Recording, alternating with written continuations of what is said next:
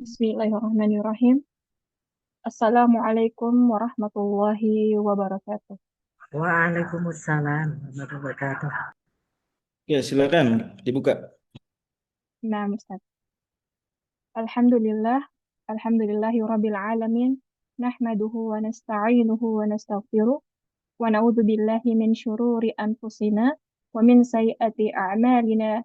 May yahdillahu fala mudhillalah wa ma yudlil fala hadiyalah.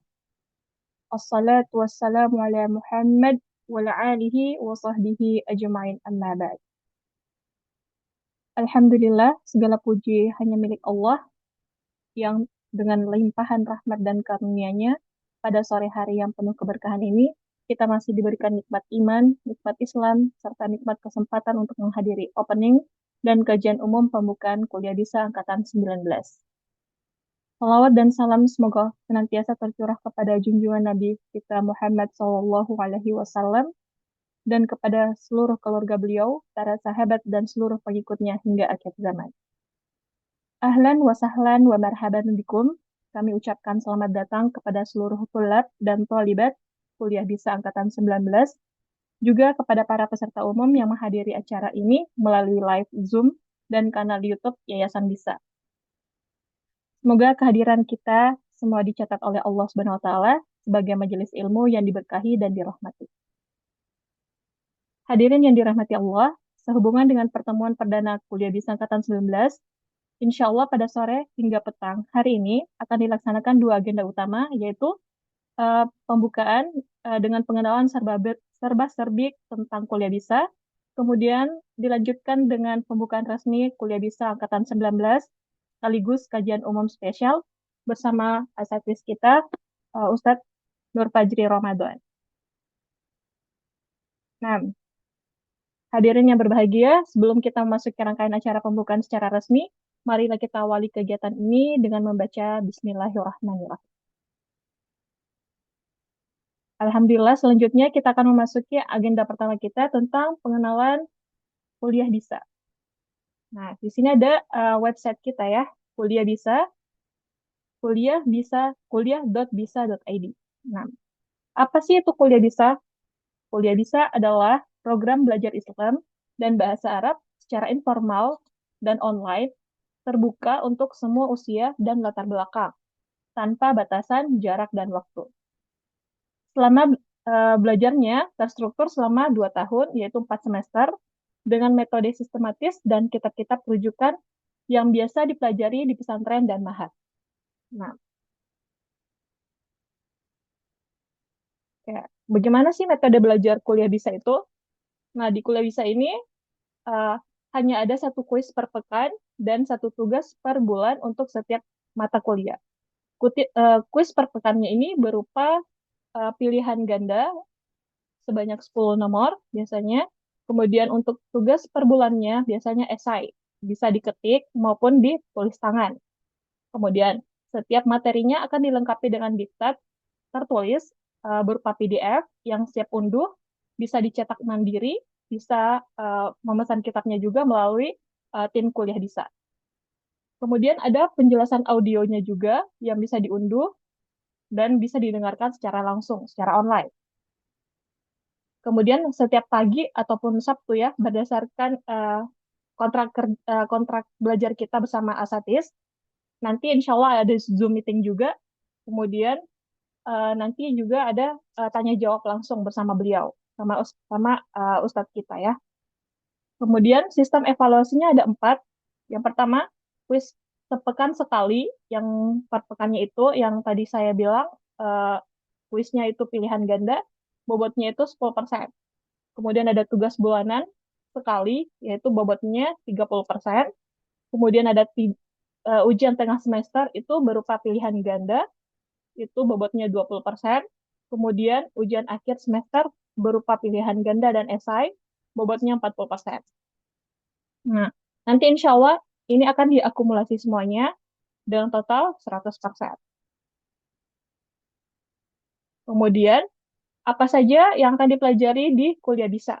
Insya Allah kita ada 14 mata kuliah ya. Di semester pertama ada namanya morfologi bahasa Arab, yang dimana insya Allah kita akan belajar tentang perubahan-perubahan katanya ya, perubahan-perubahan kata dalam bahasa Arab. Insya Allah ini akan belajar dari dasar. Jadi jangan khawatir ketika para ibu-ibu atau para uh, walibat atau murid-murid yang baru belajar bahasa Arab, insya Allah kita akan mulai dari dasar. Seperti itu. Kemudian ada hadis tematik, di mana hadis-hadis yang biasa sehari-hari kita biasa dengarkan kayak gitu. Jadi tidak secara langsung kita hanya menghafal, tapi kita insya Allah akan mengaplikasikannya dalam kehidupan sehari-hari. Seperti itu. Kemudian yang paling utama adalah belajar tentang akidah ya. Kita harus memperkuat akidah kita, yang dimana ini merupakan uh, hal pokok ya dalam hidup. Seperti itu. Kemudian insya Allah nanti ketika kita sudah lulus untuk semester 1, eh, mata pelajaran dasar semuanya, insya Allah kita lanjut ke semester 2, di mana ada percakapan bahasa Arabnya. Nah, jangan khawatir ya, percakapan bahasa Arabnya di sini adalah percakapan hari-hari, sehari-hari kita lakukan. Misalnya, kaifa haluki, bagaimana kabarmu, kayak gitu. Ya, Mas Muki, siapa namamu, dan lain-lainnya. Insya Allah dari dasar. Kemudian kita lanjut mata kuliah berikutnya adalah fikih ibadah, ya, di mana uh, ketika kita melakukan suatu ibadah harus mempunyai dasar ya. Nah, kita akan belajar dasar-dasarnya di fikih ibadah. Kemudian ada bahasa Arab dasar. Nah, apa bedanya bahasa Arab dasar nanti sama morfologi bahasa Arab, sama percakapan bahasa Arab? Nah, insya Allah akan dibedah. Jangan lupa daftar ya di kuliah bisa. Insya Allah akan kita pelajarin semuanya dari dasar. Jadi jangan khawatir untuk yang baru mulai belajar.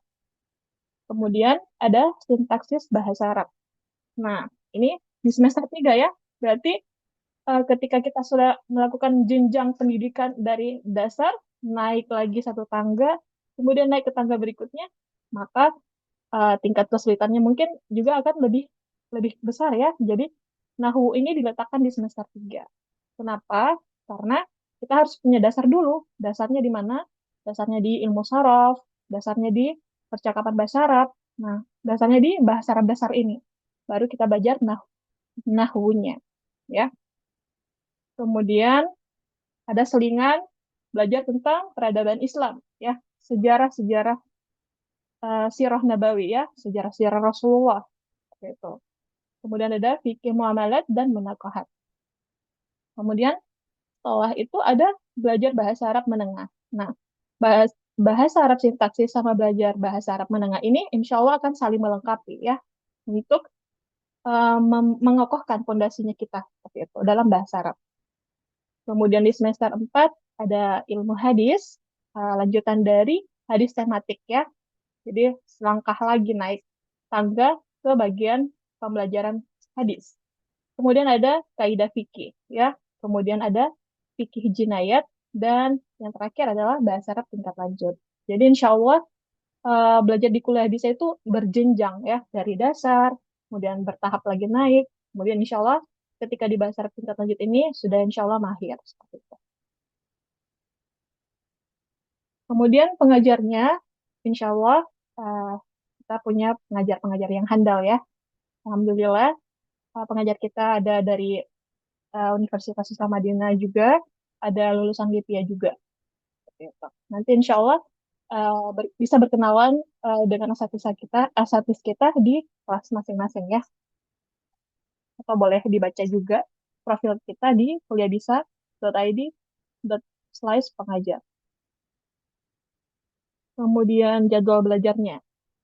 Nah, tadi uh, pagi ini sudah saya share ya untuk pelajaran hari pertama ya, semester pertama ya, bahwa di semester pertama itu semuanya hari Ahad. Nah, insya Allah sudah ada jadwalnya masing-masing di kelas. Insya Allah kalau kita belajar Zoom meetingnya itu kurang lebih 1 jam. Insya Allah tidak akan lebih lama. Kalaupun lebih lama, insya Allah ada pemberitahuan sebelumnya dari asatidz kita. Misalnya, pekan depan mungkin ada yang dirapel ya, pelajaran yang sebelumnya sampai ini butuh 2 jam, mohon diluangkan waktunya. Tapi ini jarang-jarang juga sih, biasanya nggak sampai-sampai lewat dari 1 jam.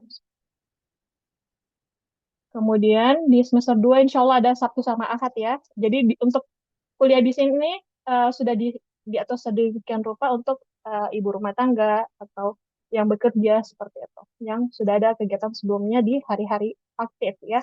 Jadi di hari Sabtu dan Ahad waktunya belajar. Kemudian fasilitasnya, nah sama seperti tadi, ada rekaman materi yang bisa diakses di web. Nah, sebentar kita akan kenalan dengan web kita ya. Kemudian ada grup WhatsApp untuk berdiskusi. Kemudian ada diktat PDF, kemudian ada ijazah elektronik.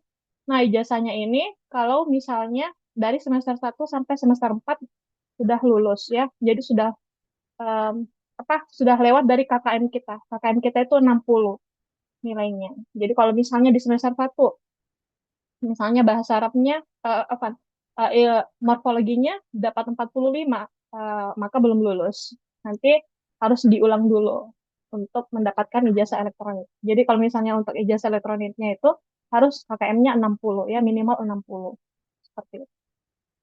Kemudian ada tanya jawab melalui Zoom meeting. Sama seperti tadi ya. Jadi belajar dulu, kita belajar mungkin setidaknya 30 sampai 45 menit. Sisanya itu setelah belajar, insya Allah akan ada tanya jawab. Jadi sayang sekali ya kalau misalnya tidak hadir di Zoom meeting seperti itu. Salah satu kekurangannya kita akan eh, tidak mendapatkan kesempatan untuk bertanya, mendapatkan ilmu, gitu ya. Jadi harus dimanfaatkan sebaik-baiknya. Sayang sudah bayar, tapi tidak dimanfaatkan seperti itu ya. Kemudian, insya Allah ada video pembelajaran juga nantinya. Ini contoh-contoh video pembelajaran kita. Nanti bisa dicek di web kita. Nah, satu ya, semester 4. 6. Sekarang kita masuk ke website kita. Ini anak keluar dulu. Nah, web kita itu akan belajar di website sendiri ya, namanya online.bisa.id. Nah, ini khusus untuk belajar di Kuliah Bisa. Nah, insya Allah nanti uh, kami akan mengirimkan username sama password masing-masing yang ada di sini ya. Nah, saat ini masih punya admin dulu. Nanti insya Allah akan di-share. Kalau bisa insya Allah besok ya sudah selesai semuanya. Insya Allah sudah bisa dipakai. Nah, yang pertama nanti username-nya ya. Di sini ada KBAKH19022. Nah, KB ini adalah singkatan dari Kuliah Bisa. AKH ini akhwat. Jadi kalau ikhwan itu IKH ya. Jadi KB Kuliah Bisa, AKH akhwat 19 itu angkatan 19. Jadi saat ini kita ada di angkatan 19 ya. Kemudian nanti nomor urutnya di belakang 022. Ada 001, ada 002, ada 003 dan lain-lain. Kemudian nanti akan di-share juga passwordnya ya. Nah, setelah itu kita login. Oh ya, sebelum kita login, kita lihat dulu di sini ya, ada mata kuliahnya yang tadi ya. Ini semester 1, semester 2, semester 3, semester 4. Di sini ada juga nama diktatnya ya, nama penulisnya. Jadi bisa main di web kita. Ada pengajarnya juga nanti insya Allah. Kemudian kita login.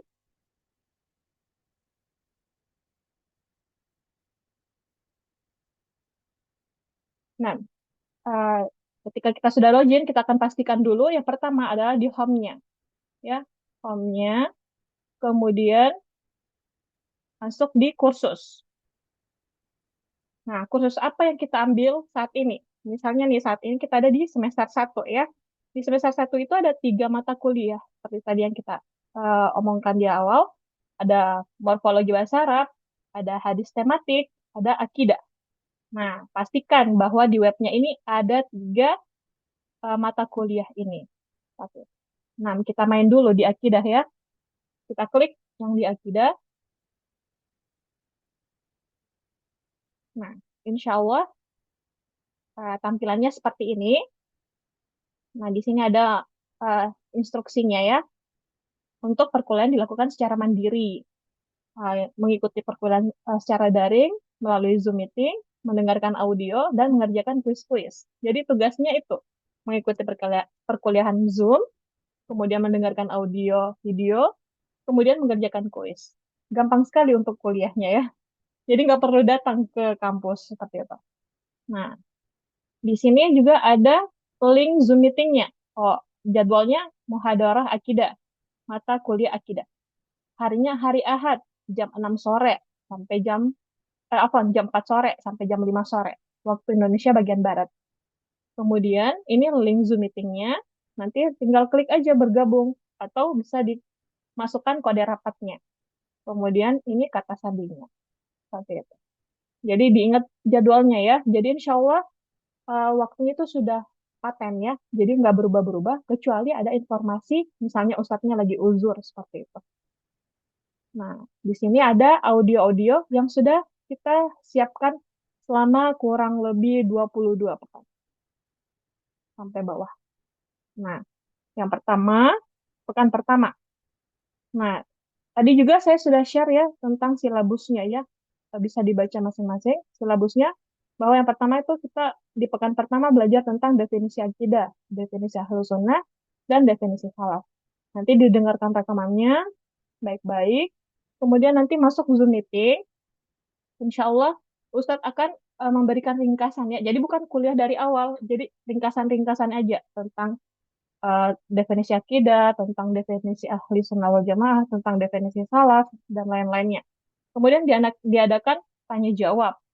Nah, setelah 1 jam Zoom meeting, keesokan harinya atau beberapa saat berikutnya boleh melakukan tugasnya. Nah, di sini ada namanya ikhtibar qosyar pertama.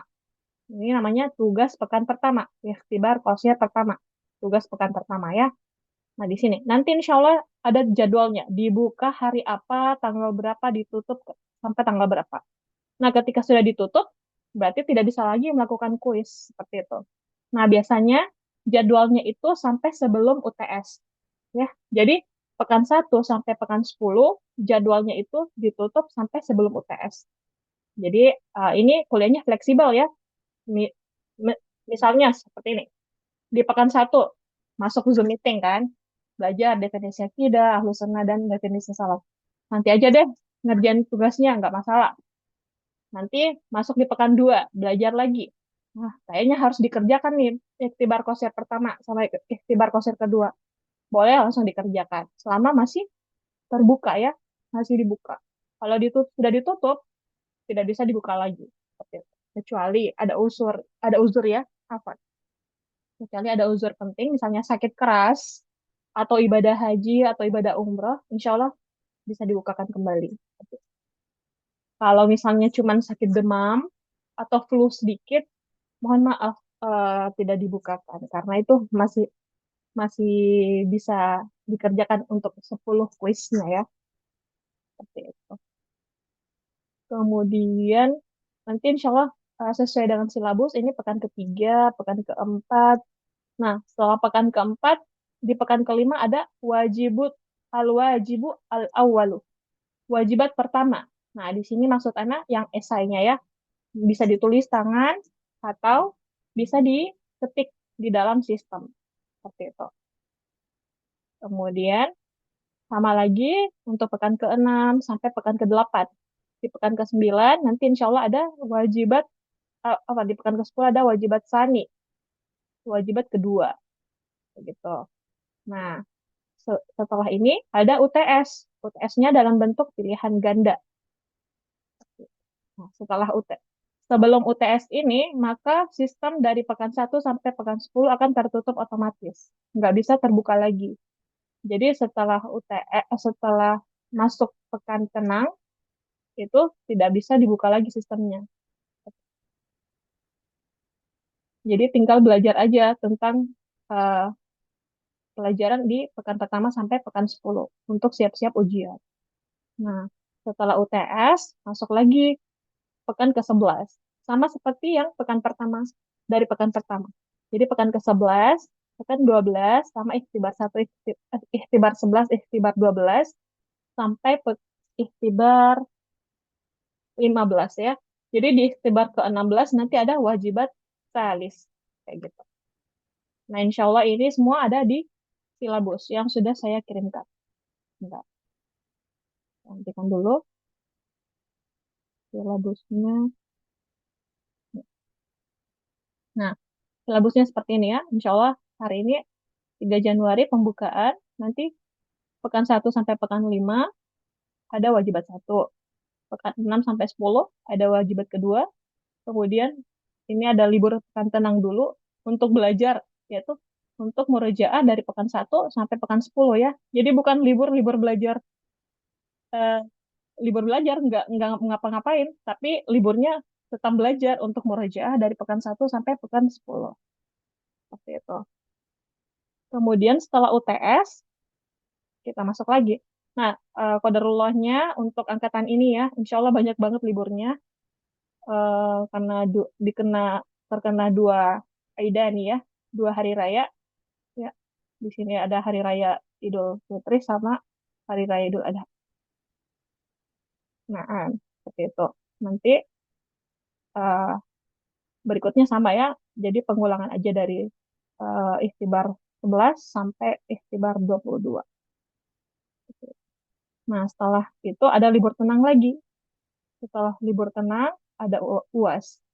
Nah, di UAS ini, yang tadinya kalau UTS cuma pilihan ganda, nah kalau di UAS itu pilihan ganda sama esai untuk ujiannya. Nah, untuk penilaiannya, saya ulangi lagi, ikhtibar qashir sampai dengan ikhtibar qashir 1 sampai ikhtibar qashir 22, ini adalah 10%.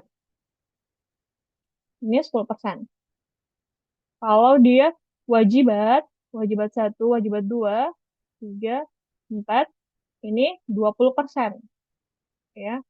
Kalau UTS 30%, kalau UAS nilainya 40%. Nah, nanti semuanya diakumulasi. Nah, ketika dia KKM-nya sampai 60, berarti lulus naik ke semester kedua.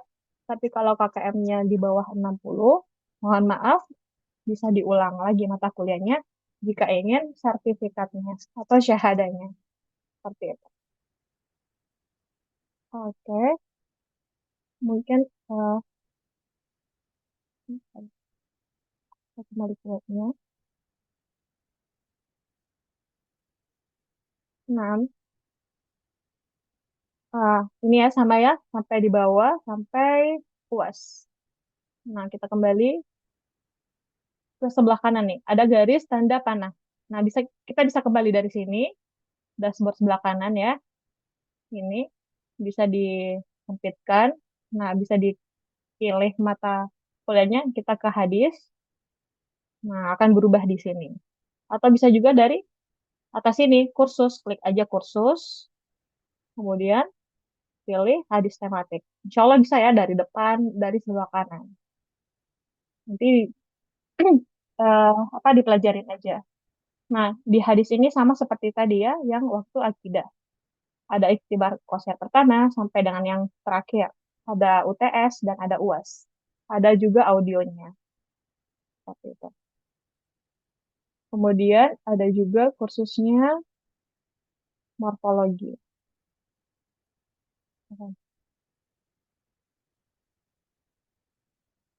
Nah, di sini morfologi. Oke. Nah, kita coba ya, di sini ada percobaan. Oh, belum bisa ya. Nanti kalau misalnya sudah dibuka percobaannya, nanti bisa dikerjakan aja. Ini insya Allah kalau percobaan tidak masuk dalam sistem penilaian. Jadi boleh diutak-atik. Bisa dilakukan berkali-kali ya untuk percobaan ujian. Seperti itu. Nah, mungkin sampai di sini dulu untuk pengenalan webnya. Jika ada yang kurang dipahami nanti setelah pemberian username dan passwordnya masing-masing, insya Allah bisa ditanyakan lagi di grup. Ya, ada mungkin ditanyakan sebelum saya tutup,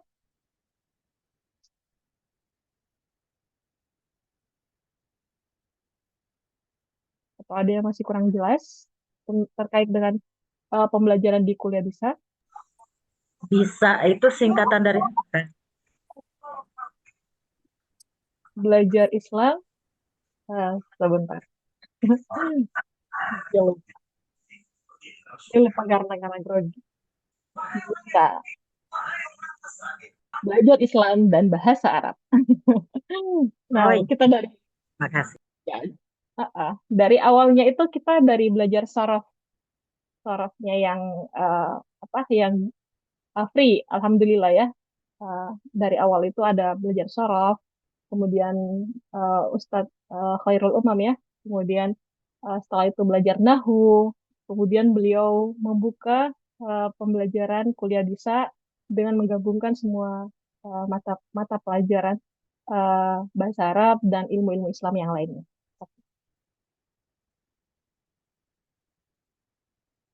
Ada lagi mungkin yang lain? Ustazah, izin tanya Ustazah. Nah, boleh, apa dulu? Nah, Assalamualaikum. Nah, di sini kan Ustazah tadi sudah menjelaskan kalau tidak lulus semester 1, maka kita diwajibkan ngulang lagi. Nah, apakah kita harus bayar UKT lagi Ustazah? Iya. Nah, jadi untuk pengulangannya itu alhamdulillah diringankan ya, eh, per mata kuliah saja. Jadi misalnya nih, untuk 3 mata kuliah, morfologi, akidah dan hadis, ketika salah satunya tidak lulus, maka yang diulangin yang tidak lulus saja. Misalnya sorof nih mengulang, maka pembiayaannya untuk saat ini 200.000 aja per mata kuliah, seperti itu. Syukran Dan Ustazah. Afwan. Nanti insya Allah ikut di angkatan 20. Kelasnya jadi barengan sama adik-adik kelas yang lain. Seperti itu. Jadi ada yang ngulang. Kalau yang sudah masuk di apa di bisa program bisa, boleh ngulang kah? Boleh mengulang, boleh juga transfer nilai. Boleh. Insya Allah kita mudahkan untuk semua program di yayasan bisa. Kalau Ustazah, misalnya nih, nah, silakan.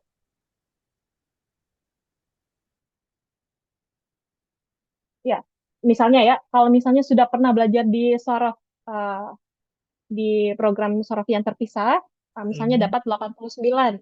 Nah, Nah, misalnya dapat 89. Nggak perlu diulangin mata kuliahnya di kuliah bisa. Boleh transfer nilai aja. oh, Diinfokan saja. Saja, Anda sudah dapat nilai ini, seperti itu. oh ya ya.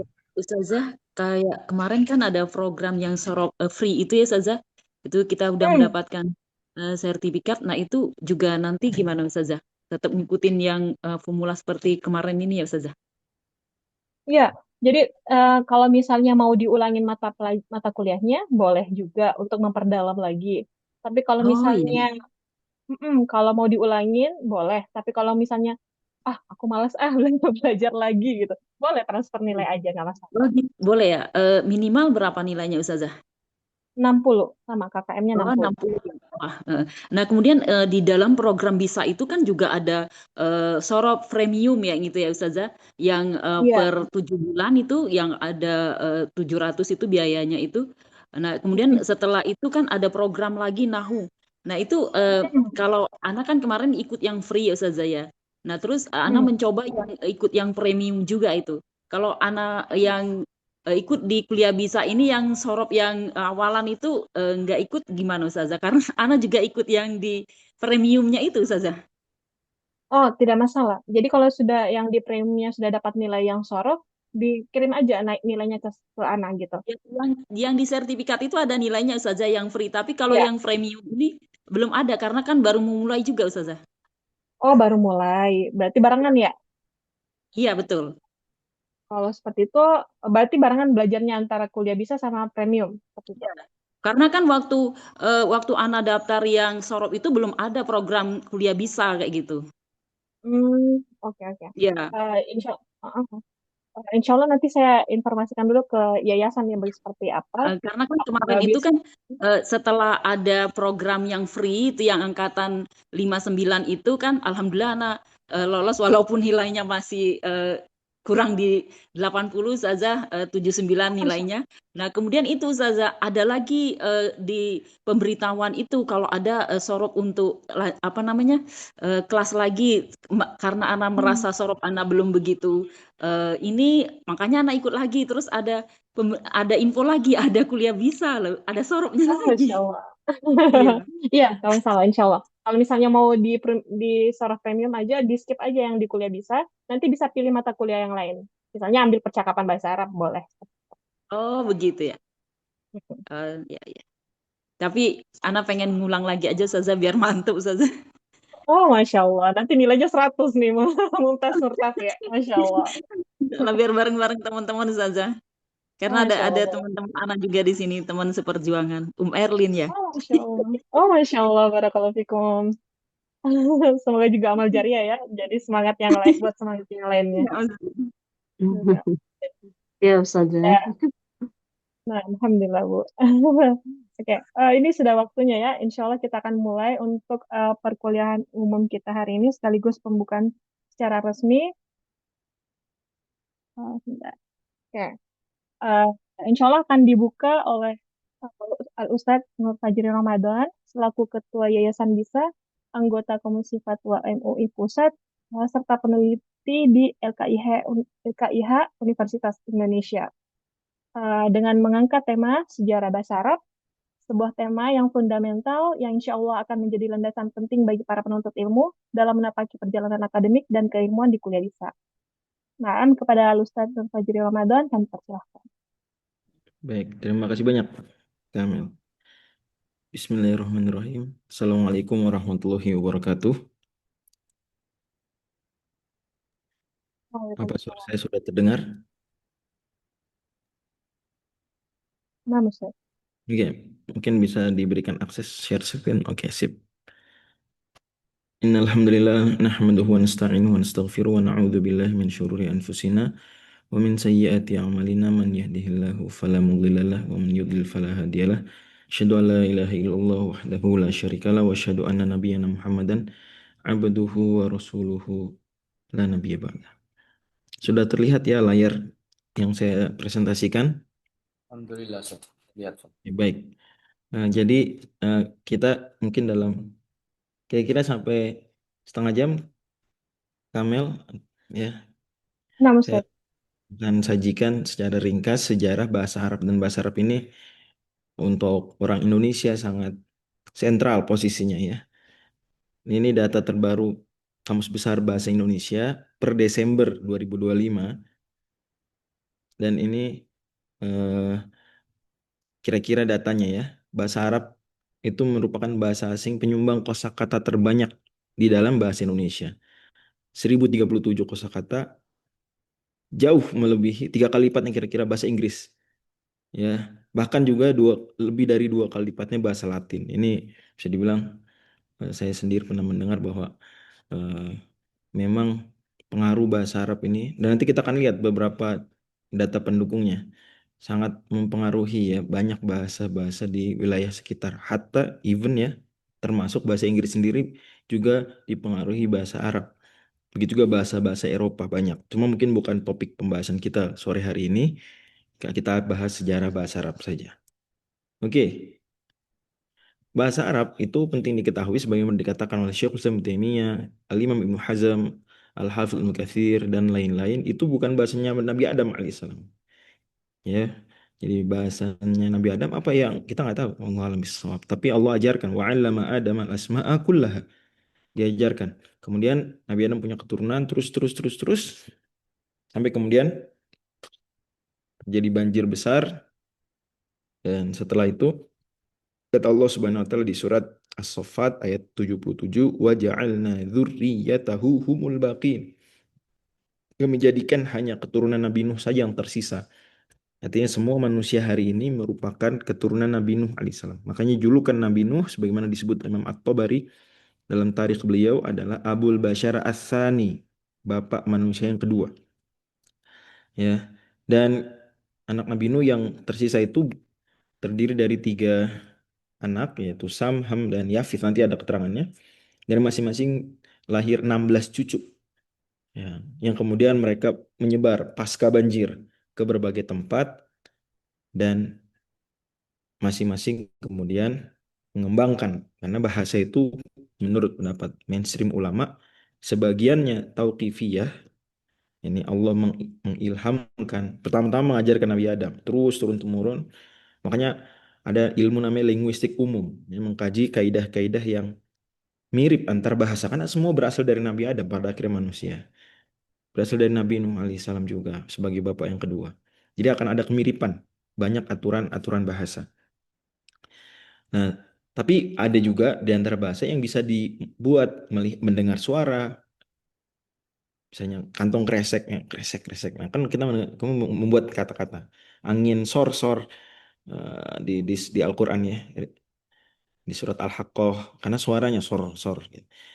Atau bisa juga manusia bikin kosakata sendiri. Kita di bahasa Indonesia kita biasa mem- apa namanya menyaksikan ada kata-kata baru muncul. Tapi tetap asalnya adalah berasal dari turun-temurun tersebut.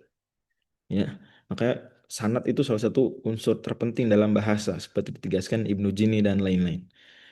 Nah, bahasa yang berkembang di berbagai tempat tersebut itu bisa dikelompokkan dalam sejumlah keluarga besar. Yang paling terbesar ada 5 yang di depan ini. Keluarga bahasa, language families. Language family yang pertama paling besar, maksudnya dari sisi jumlah penutur ya, yang menggunakan bahasa tersebut adalah rumpun, eh, keluarga bahasa Indo-Eropa. 3,3 miliar penutur, diantaranya bahasa Inggris, bahasa India. Ini banyak banget, untuk kan tertolong orang India juga. Ya. Kemudian bahasa Sino-Tibet. Jadi kok bisa nih kalah? Kok bisa orang Tiongkok kalah ya? Karena ini India campur Inggris ya. Wah, itu banyak banget. Nah, tapi orang Tiongkok menempati yang kedua, bahasa Sino-Tibet, termasuk di antara bahasa Mandarin. Terus eh, bahasa-bahasa Afrika juga banyak, 700 juta penutur dikumpulin tuh. Keluarga besarnya namanya bahasa Niger Kongo. Bahasa Arab masuk keluarga besar apa? Masuk rumpun Afro-Asia. 500 juta penutur. Bahasa Arab, bahasa Ibrani, ya, bahasa Amharik, bahasa Hausa nih di Afrika. Amharik dan Hausa di Afrika. Bahasa Indonesia masuk keluarga bahasa apa? Masuk keluarga bahasa Austronesia. 400 juta penutur. Dan orang Indonesia, itu maaf, bahasa Indonesia, bahasa Tagalog, bahasa Melayu, bahasa Hawaii, ya, dan lain-lain. Oke, jadi kita udah tahu nih. Ini para linguis itu bisa mengelompokkan sampai segini aja. Keluarga besar. Dah, 5 yang terbesar ini, ada lagi keluarga-keluarga lain. Dah, kemudian adapun dari situ ke bahasa Nabi Adam, Adamic language, maka itu eh, masih jadi kajian yang bisa dikatakan datanya sangat sedikit ya, sehingga eh, ke tingkat keyakinannya atau dugaan kuatnya, golibnya, rojihnya itu tidak sampai seperti yang eh, rumpun atau keluarga besar ini. Jadi kita sederhananya mengatakan bahwa ini keluarga-keluarga besar bahasa ini ya ujung-ujungnya kembali ke 16 cucu Nabi Nuh tadi. Ya. Bagaimananya itu ada rincian lebih detail di kajian linguistik. Oke. Nah, kemudian tadi bahasa Arab masuk keluarga besar bahasa apa namanya? Bahasa Arab masuk keluarga besar bahasa apa? Kroasia. Afro-Asia. Kalau bahasa Indonesia?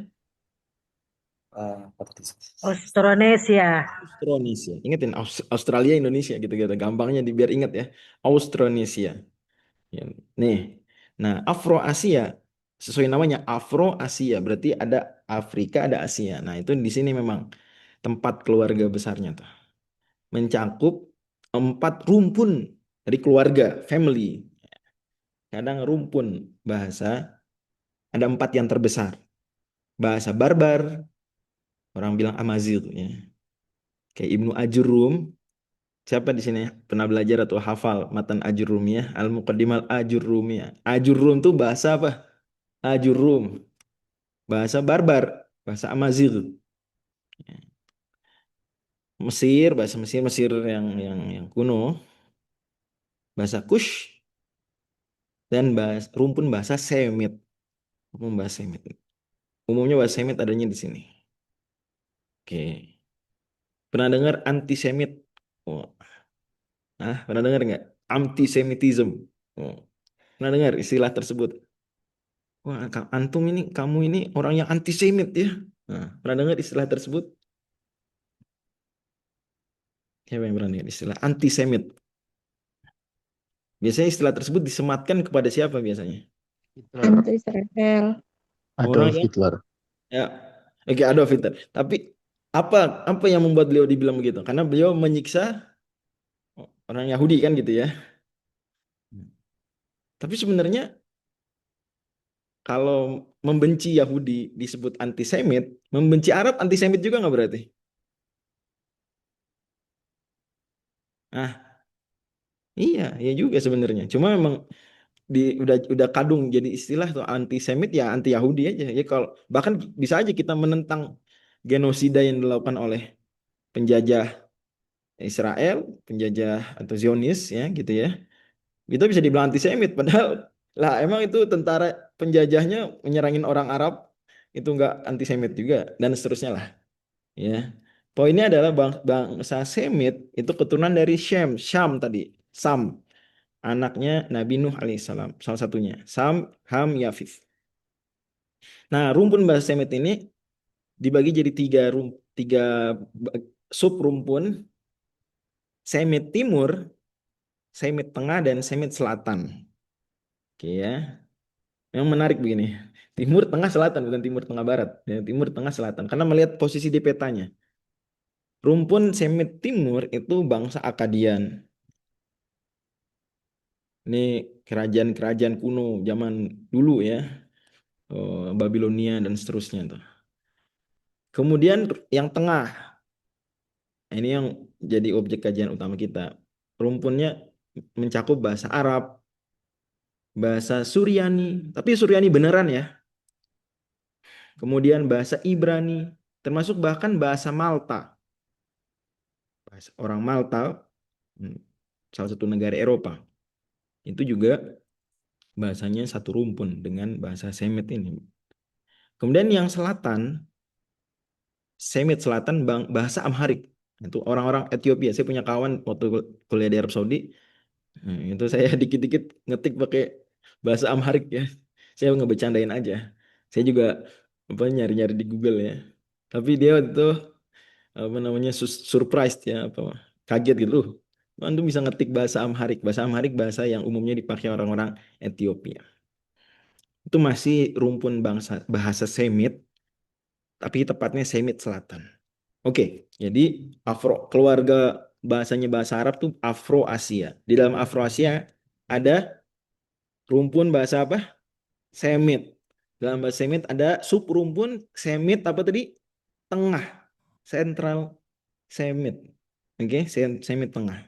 Nah, di dalamnya itu ada bahasa Arab, bahasa Ibrani, bahasa Suryani. Udah ngerti nih alurnya nih?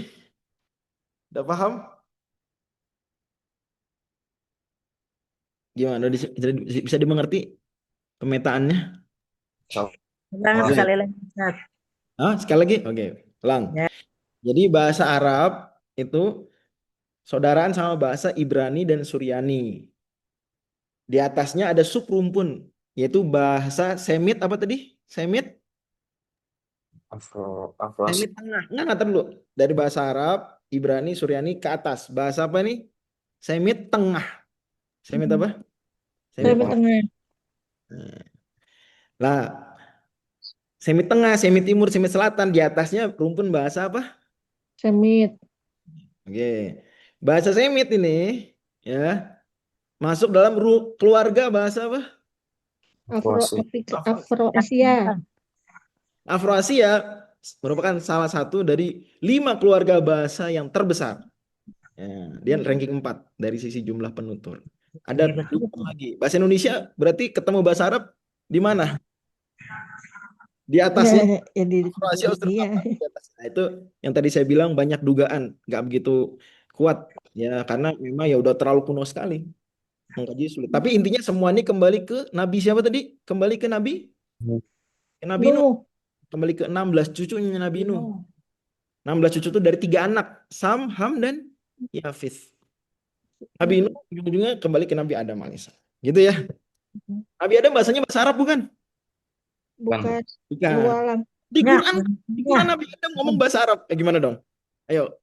Di Quran Nabi Adam ngomong bahasa Arab. Karena diajarkan oleh Allah. Ya kan Allah menghikayatkan omongan Nabi Adam. Ya gitu ya. Nabi Adam ngomong bahasa apa ya Allah hikayatkan dengan bahasa Arab. Allah firmankan dengan bahasa Arab. Apa yang dikatakan Nabi Adam sendiri bahasanya kita nggak tahu. Biasanya disebut Adamic language, bahasa Nabi Adam, bahasa orang manusia awal-awal yang Allah ajarkan langsung. Nabi Adam diajarkan langsung. Wa 'allama Adama asma'a kullaha. Di surat Al-Baqarah ini. Nabi Adam diajari oleh Allah kosakata semuanya diajarin. Tapi kemudian turun-temurun terpencar 16 cucunya Nabi Nuh tadi masing-masing mengembangkan bahasa. Jadi akan ada kesamaan nggak antar semua bahasa dunia? Akan ada nggak kesamaannya? Enggak ada ya. Ada kan awalnya Nabi itu gimana? Akan ada Oh ilmu iya benar. Ada sama Ustaz. bahasa. Gado-gado. Ilmu apa tuh yang Terjemahan. mengkaji hal-hal yang sama dari semua bahasa dunia? Ilmu apa tadi? Linguistik. Linguistik umum. Apa? Linguistik. Linguistik. Umum. Oke, udah bisa lanjut nih. Saya mengerti. Ya, sudah Lanjut. Ustaz. Oke, lanjut ya. Nah, ini kata Philip Hitti. Bukunya udah terjemahkan, Sejarah Arab ya. Udah terjemahkan ke bahasa Indonesia. Ini buku salah satu buku Babon tentang sejarah orang Arab. Kata beliau begini, ya bahwa bangsa Arab ini ya sekeluarga yang tadi saya terangin lah, sekeluarga dengan bangsa-bangsa tadi termasuk bangsa Akkadia yang Assyria, kuno, ya, Babilonia dan seterusnya. Nah, kata beliau menariknya adalah bahwa sebelum abad 19 itu para peneliti nggak sadar bahwasanya yang tadi itu terhubung. Padahal orang dalam kajian keislaman kita udah ngerti bahwa Nabi Muhammad SAW keturunan Nabi Ibrahim. Nabi Ibrahim orang Babilonia. Gitu. Jadi bahwasanya orang Babilonia dulu termasuk bangsa Sam itu sudah sangat difahami oleh ulama-ulama Islam, oleh Nabi Muhammad SAW, oleh para sahabat.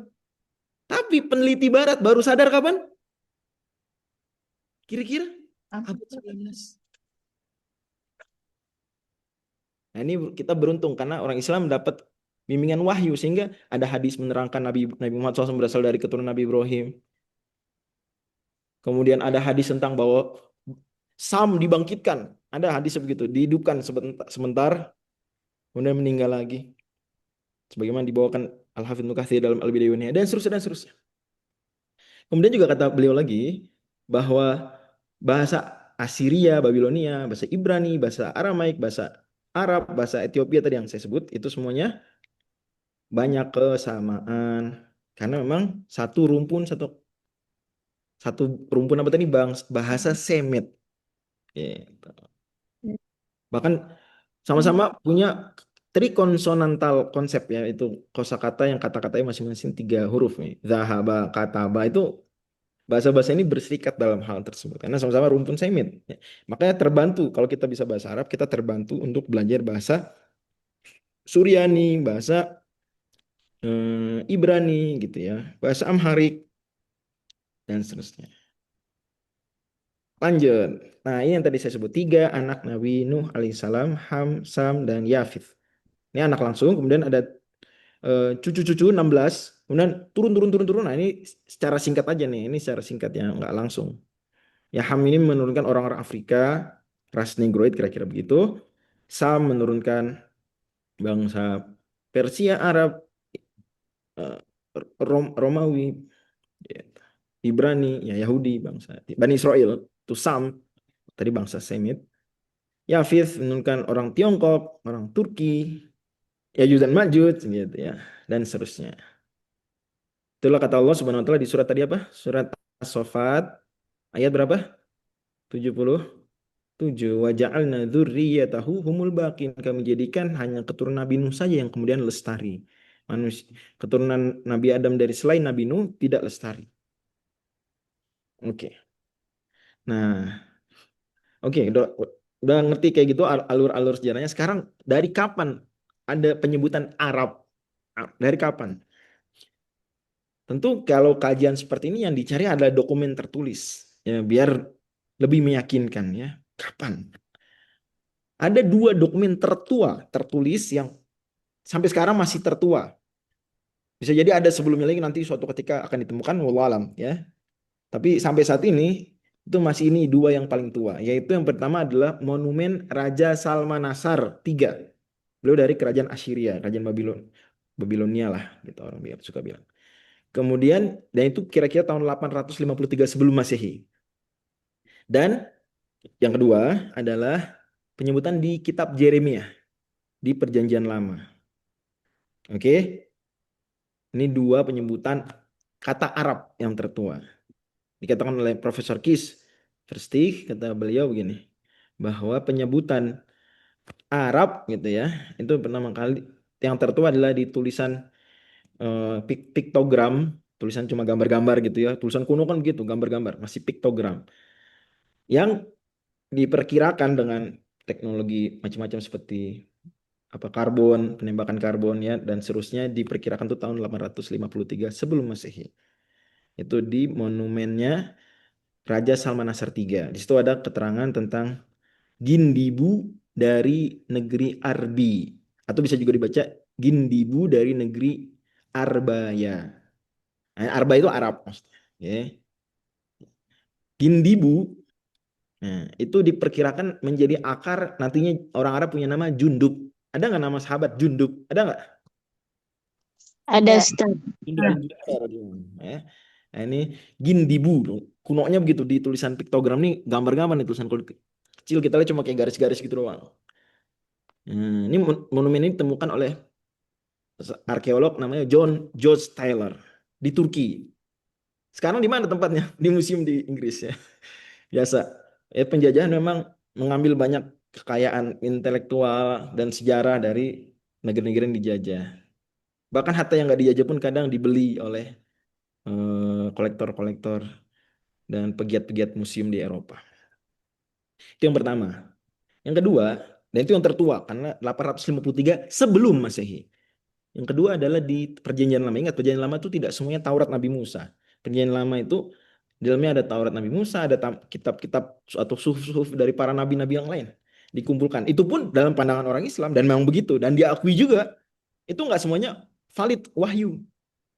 Tapi ada di dalam Perjanjian Lama ada apa? Ada distorsi, ada tambahan, ada pengurangan, ada tahrif. Dan itu keyakinan kita di Quran disebutkan Allah yang memfirmankan yuharrifunul kalimah mim ba'di mawadih atau juga ada ayat yuharrifunul kalimah amma mawadhihi. Ya. Tapi secara umum ada benarnya, maksudnya ada yang masih wahyu. Makanya Nabi Muhammad SAW ketika dibawakan Taurat dan Taurat oleh orang Yahudi Madinah waktu itu ditaruh di lantai, Nabi Muhammad duduk di lantai, Tauratnya sama orang Yahudi taruh di lantai. Maka Nabi angkat Taurat, kemudian Nabi taruh di atas bantal. Sehingga posisinya seperti di atas meja. Ingat kalau duduk bantalnya gede kan kayak meja ya. Kemudian kata Nabi SAW setelah menghormati Taurat ditaruh di atas bantal supaya nggak ditaruh di lantai. Maka Nabi bersabda SAW hadis riwayat Abu Daud. Aman tubiki wa biman anzalaki. Aku beriman kepada engkau wahai Taurat dan kepada yang menurunkanmu. Maksudnya ini iman global. Yani ada wahyu di dalamnya. Tapi ya butuh usaha keras atau bahkan bisa dikatakan banyak yang sulit dipastikan mana yang wahyu mana enggak. Makanya paling-paling kaidahnya adalah tinggal dilihat ada enggak ajaran Nabi Muhammad SAW yang menyetujuinya. Kalau iya maka itu wahyu. Ada enggak ajaran Nabi Muhammad SAW yang menolaknya. Kalau iya maka itu yang tambahan. Itu pengurangan atau tambahan. Itu otak-atiknya. Orang-orang tertentu di masa lalu. Tahrifnya. Yang ketiga, ada enggak yang apakah ajaran Nabi Muhammad SAW mendiamkan, tidak menolak, tidak juga mengiyakan, maka nggak apa-apa disampaikan tanpa perlu diyakini secara pasti bahwa itu wahyu. Sederhana dan itulah aturannya seperti diterangkan para ulama misalnya Al-Hafidh Ibnu Hajar Al-Asqalani dan lain-lain. Nah, di dalam Perjanjian Lama ada kitab Yeremia. Nah, Yeremia nama nabi. Dalam Al-Bidayah wa Nihayah dan juga Tarikh At-Tabari itu disebut nabinya sebagai Nabi Irmia. Jadi nabinya dalam bahasa Inggris Jeremiah. Nah dalam bahasa Arab apa? Nabi apa?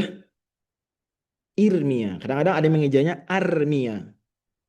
Gitu. Saya sini punya teman Ustadz ya, lulusan Madinah dan lulusan Inggris. Satu Madinah, S2 Inggris dari Aceh. Nah, beliau ada Armianya. Armia itu nama nabi nih, Yeremia. Nah, diperkirakan kata para sejarawan, Nabi Irmia ini hidup di masa di tahun ini 650 sampai 570 sebelum Masehi. Kan tadi saya bilang perjanjian lama yang sekarang itu ada Tauratnya, ada Zaburnya, Zaburnya di Mazmur, Psalm. Dan ada kitab-kitab atau suhuf-suhuf para nabi yang lain. Tentu dengan konsep yang tadi kita jelaskan. Nah, poin yang mau kita garis bawahi sebenarnya adalah ini. Di Yeremia 25 ayat 24 itu ada penyebutan Arab. Ya, ada penyebutan Arabia. Nah, ini termasuk penyebutan yang tertua, penyebutan tentang Arabia. Artinya di masa seperti ini, di abad 7 sebelum Masehi. Ini abad 9. Ini kan abad 9. Oke. Berarti dari 9 abad sebelum Masehi udah disebutkan Arab.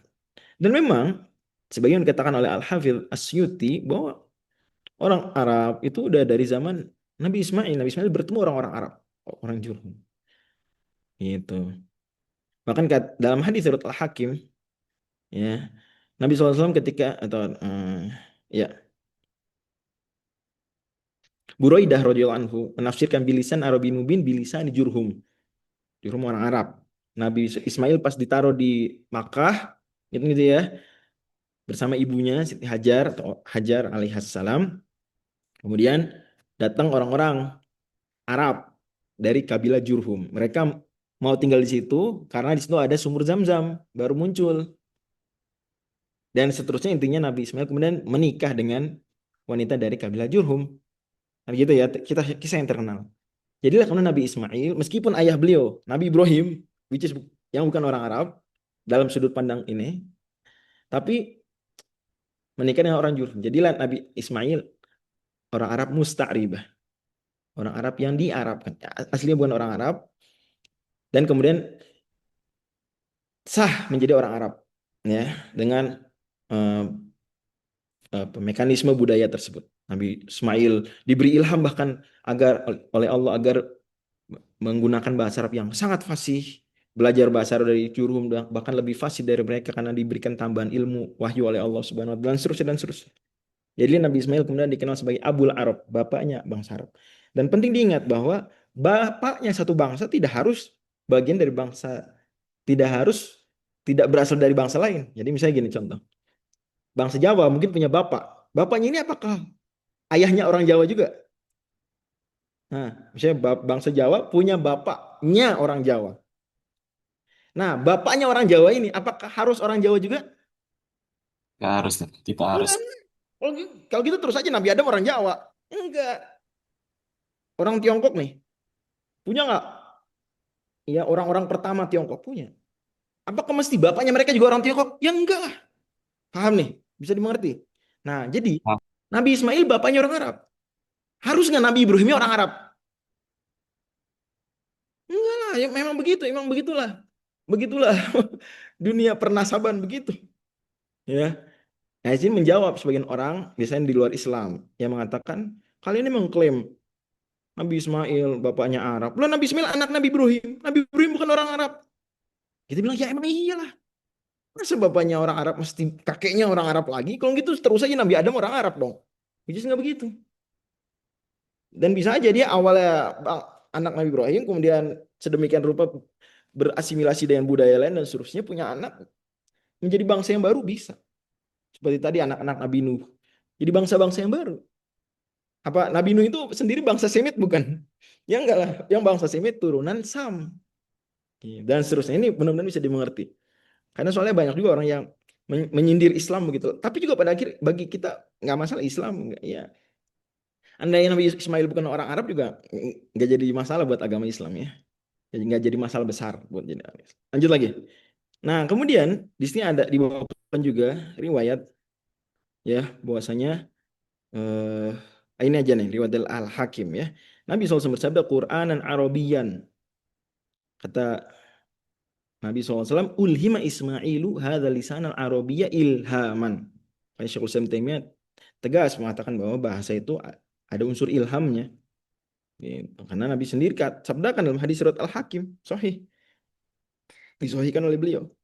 Ulhima Ismailu hadza lisan al-arabiyya ilhaman.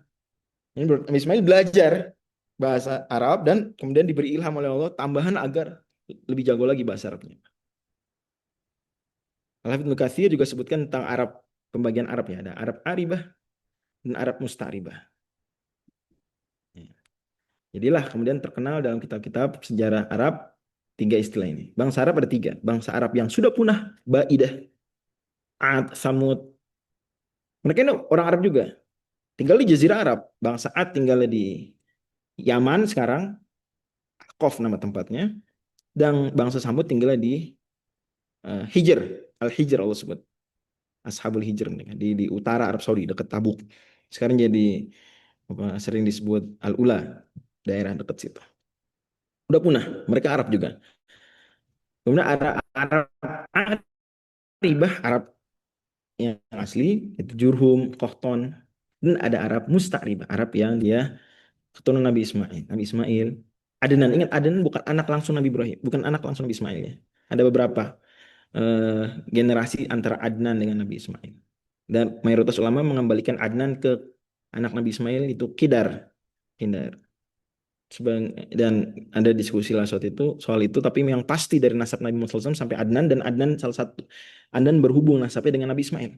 Antara Nabi Ismail dengan Adnan siapa secara pasti, diskusi antar ulama tidak bisa dipastikan, bahkan kata Nabi kadzaban nasabun, antara Ismail Nabi Ibrahim, antara Nabi Ibrahim ke Nabi Nuh juga ada diskusi, walaupun umumnya mainstream ulama mengambil riwayat yang ada di Taurat ya, dan seterusnya sampai Nabi Adam alaihissalam. Nasab yang barangkali pernah kita dengar juga, Nabi Muhammad SAW sampai Nabi Adam. Jadi 3 Arab nih, tiga-tiganya Arab. Arab Baidah udah punah karena diazab. Ada Arab Aribah, Arab yang ori, dan ada Arab Mustaribah, Arab berdasarkan asimilasi budaya. Itulah Nabi Ismail dan seterusnya. Dan semuanya Arab, nggak masalah. Nah ini nasab Nabi Muhammad SAW ke Adnan. Okay. Di antara yang menunjukkan bahwasanya bangsa Ad dan Samud termasuk Arab adalah sabda Nabi SAW dalam hadis riwayat Ibnu Hibban.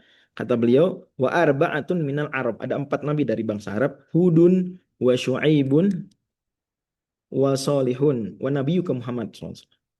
Nabi Hud. Bangsanya Nabi Hud bangsa apa? Aduh maaf kelewat. Bangsa Nabi Hud bangsa apa? Ad. Ad. Mantap. Syu'aib, Syuaib. Madian. Ya. Madian. Nabi Soleh, bangsanya bangsa apa? Samud. Samud. Dan seterusnya. Nah di Arab Baidah. Udah punah, karena diazab. Ya.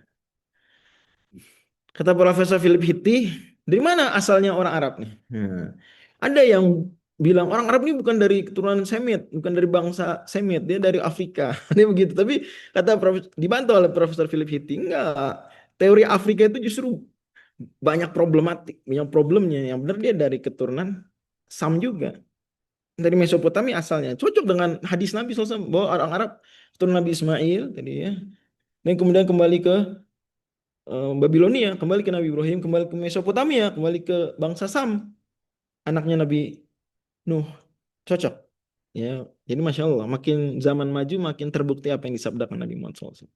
Ini kira-kira timeline-nya. Ini Nabi Hud, nabinya Arab, nabi yang berbangsa Arab ya, terawal Nabi Hud. Kira-kira Allah demikian para sejarawan katakan, hidup di 2500 sampai 2200 sebelum Masehi. Maaf, saya lupa tulis ini sebelum Masehi ya. Kemudian Nabi Ismail 1900-an sampai 1700-an sebelum Masehi kira-kira. Kemudian yang tadi penyebutan kata Arab pertama kali, tentu kalau udah disebut Arab berarti bangsa Arab udah ada dari sebelumnya.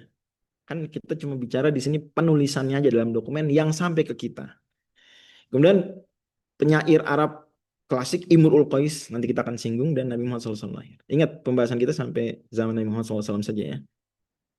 Nah, tentang Arab dan bahwasanya di dalamnya di sana ada Ka'bah, orang-orang pada haji, itu sudah disebutkan Diodorus, sejarawan Romawi yang meninggalnya tahun 30 sebelum Masehi. Sudah disebutkan tentang bangunan ibadah yang diagungkan oleh semua orang Arab, itu Ka'bah. Diodorus tinggalnya di Sisilia, Italia.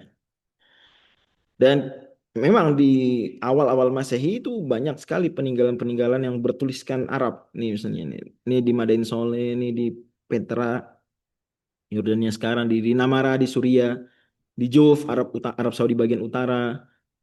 Kemudian benar kata Eusebius bahwa Faraon itu Mekah itu ditinggali orang-orang Arab, memang sudah dikenal. Kemudian ada tulisan Arab tahun 470 Masehi. Di Hima, Arab Saudi, di Jabal Usais di Suriah. Ini di mana nih? Daumatul Jandal dekat Mekah, di Haron di Irak hari ini. Makanya sejarawan non Arab itu menyebutkan Mekah Arab itu udah dari sebelum Nabi SAW hidup. Oke. Ini juga oke. Ya nih. Ini kira-kira beberapa tempat yang sampai sekarang masih ada artefak-artefak atau peninggalan arkeologisnya. Nah, kata Profesor Jonathan Owens, nah ini luar biasa nih. Bahasa Arab itu justru lebih baik data-datanya terkait kalau kita mau kaji sejarahnya daripada umumnya bahasa lain. Arabic is blessed by a relatively large quantity of early material in terms of the history of Western scholarship. Perhaps too much. Jadi bagi sejarawan, bagi peneliti Barat, ya, para linguis-linguis dunia itu, bahasa Arab itu istimewa banget. Karena sumber-sumber klasik itu dokumennya ada, peninggalannya tuh tua-tua gitu tadi yang tadi kita perlihatkan. Kalau dibandingkan dengan bahasa Arab, bahasa-bahasa lain, bahkan kata beliau perhaps too much, bahkan kayaknya terlalu banyak, ini terlalu istimewa nih bahasa Arab nih. Gitu. Arabic is blessed. Tuh. Gitu ya, Masya Allah. Demikian. Walaupun beliau juga tegaskan bahwa pada akhirnya baru di masa Nabi Muhammad SAW lah, ya, itu benar-benar terbakukan bahasa Arab Fusha sebagai satu bahasa persatuan. Sebelumnya udah, tapi kan Al-Quran menguatkan. Nah, jadi Al-Quran diturunkan dengan bilisan Arabiyyin mubin, dengan bahasa Arab yang nyata, bahasa Arab terfasih. Sebenarnya waktu itu ada banyak bahasa dialek-dialek Arab, ada perbedaan sedikit.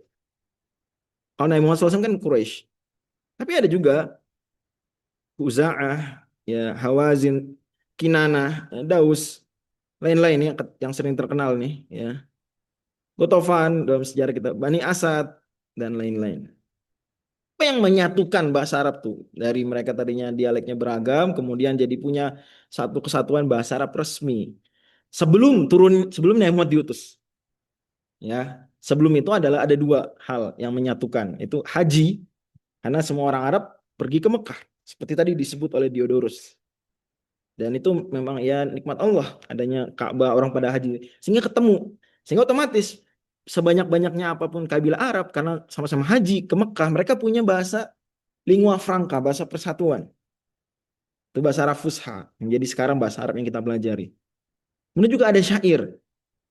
Syair ini diperlombakan antar kabilah, terutama di daerah Mekah itu ada lombanya. Pada pasar-pasar yang di situ tiap tahun ada festival. Dan syair-syair terbaik dikasih penilaian, dikasih apresiasi, diviralkan, digantung di Ka'bah. Nah, makanya Mekah itu memang disebut-sebut sebagai kota penting. Saya Tolemus, tokoh terkenal, itu menyebut Mekah. Padahal beliau sangat awal sekali mendata kota-kota besar tersebut. Kalau Tolemus ya saja sudah memetakan Mekah, berarti Mekah udah dikenal waktu itu. Ya. Oke. Nah ini syair yang terkenal digantung di Ka'bah diistilahkan al-mu'allaqat. Yang terkenal sekarang 10 mu'allaqat. Tadi saya sebut siapa Imrul Qais, ya. Kifa nabki min dzikril habibi dan seterusnya. Dan lain-lain seterusnya. Ada Torofah, ada Ibnu Abi Sulma, Antarah, dan seterusnya. Nah, mereka masanya kira-kira di masa-masa sebelum Nabi sedikit atau sezaman dengan Nabi SAW. Ada juga yang meninggal setelah Nabi. Misalnya Labid meninggal di masa Khalifah Bani Umayyah. Al-A'sya sezaman dengan Nabi SAW. Ibnu Abi Sulma meninggal sebelum Nabi diutus. Nah, syair-syair inilah yang kemudian menjadi penguat persatuan bahasa Arab. Sehingga ketika Al-Quran turun udah dengan bahasa yang Arab yang mubin tadi, fusha tadi. Nah, Quran karena dia kitab suci memperkuat persatuan tersebut. Kemudian dengan penyebaran agama Islam, huruf Arab itu bahkan dipakai oleh bahasa-bahasa dunia. Ya, ini berikutnya nanti tentang masalah tulisan Arab mungkin di pertemuan lain. Tapi itulah kira-kira apa yang bisa kita kaji kali ini. Mudah-mudahan menjadi wawasan yang penting dan menjadikan kita semakin semangat mempelajari bahasa Arab, cinta bahasa Arab, dan tahu bahasa Arab ini istimewa. Bahkan sejarah-sejarah saja, sebagaimana kata Profesor Jonathan Owens tadi, ini bahkan terlalu istimewa dibandingkan bahasa-bahasa dunia lainnya dari kajian sejarah sekalipun. Oke, itu yang bisa saya sampaikan. Mungkin ada 6 menit, kalau mau diskusi boleh sampai 17.15. Silakan.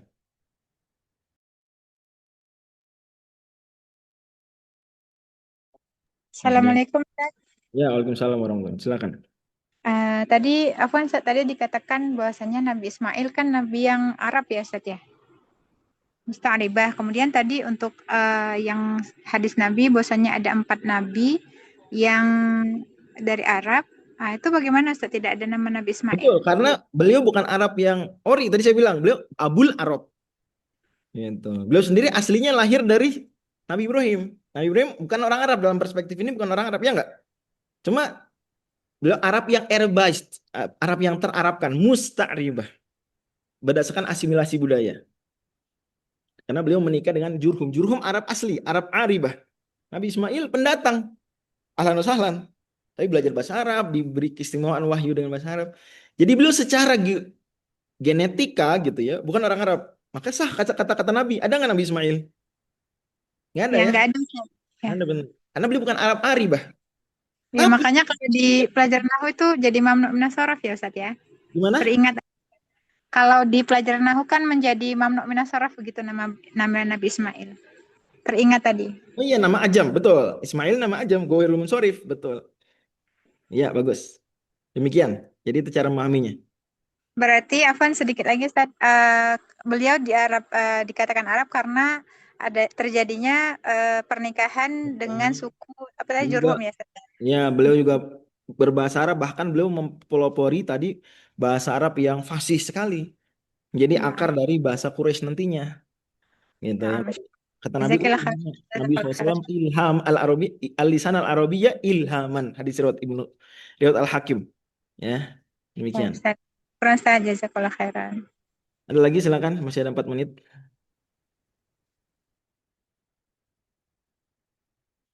Jelas materinya? Apa nggak jelas? Kawan-kawan hadirin sekalian. Insyaallah. Jelas ya? Oke, masih ada waktu, silakan kalau mau ada diskusi. Kalau nggak saya serahkan ke Kamel lagi untuk ditutup. Sebentar, untuk modulnya saya kirim dulu untuk PPT-nya ya. Oke.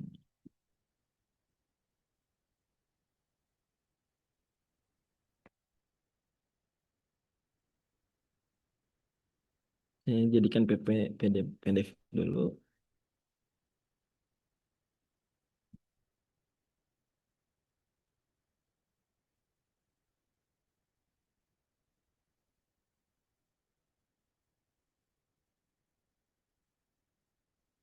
Oke, ada yang mau diskusikan silakan. Oh, ini ada terjemah sebentar. Ada terjemahnya bahasa Indonesia. Gimana maksudnya, Saudara Ahmas?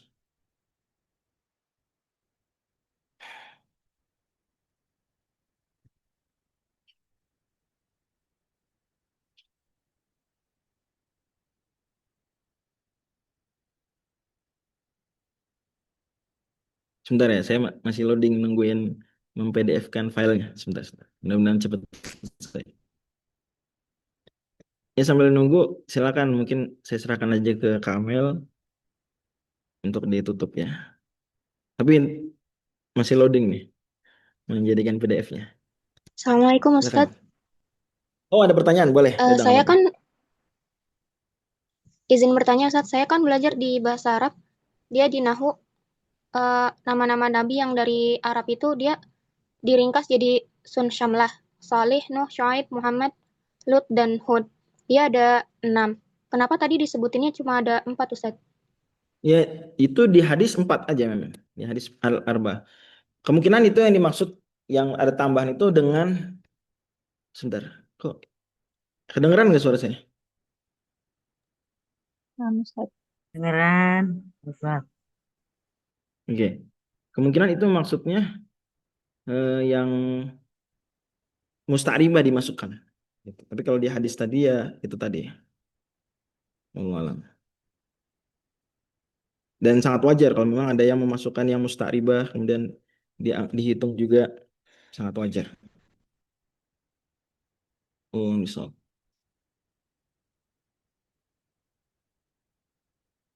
Oke, silakan ditutup Kamel.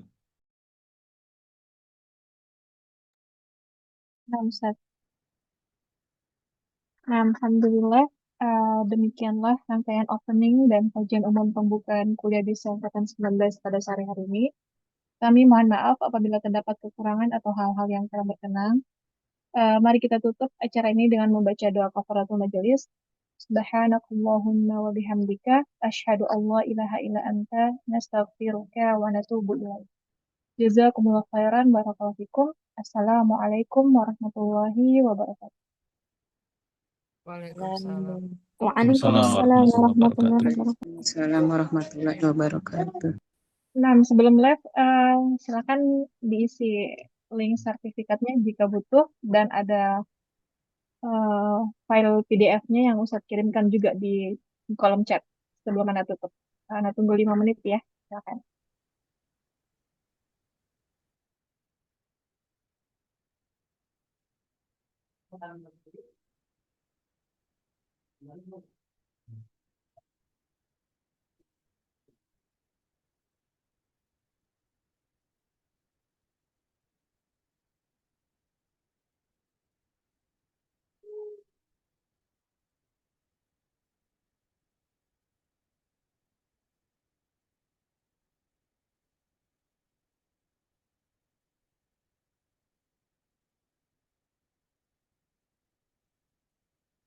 Udah ajak mandi nggak mau.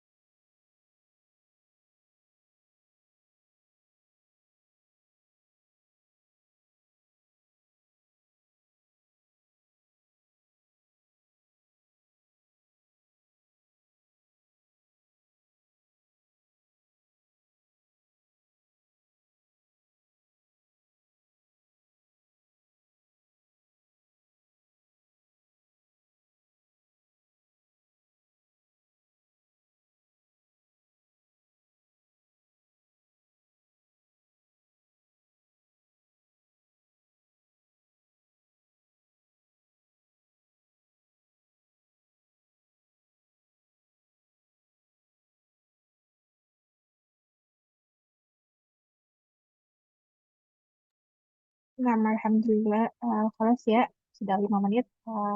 Kita tutup. Assalamualaikum warahmatullahi wabarakatuh.